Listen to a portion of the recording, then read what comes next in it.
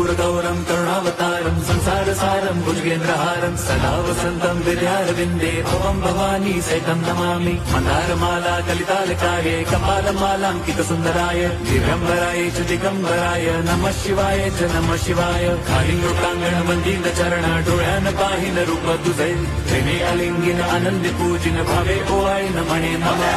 त्वमेव माता पिता त्वमेव बन्धुश्च सखा त्वमेव विद्या द्रवणं त्वमेव सर्वं मम देवदेव। कायेन वाचा मनसेन्द्रियैर्वा बुद्ध्यात्मना वा प्रकृति स्वभावात् करोमि यद्यत् सकलं परस्मै नारायणायेति समर्पयामि। अच्युतं केशवं राम नारायणं कृष्णदामोदरं वासुदेवं हरिं श्रीधरं माधवं गोपिका वल्लभं जानकी नायकं रामचन्द्रं भजे।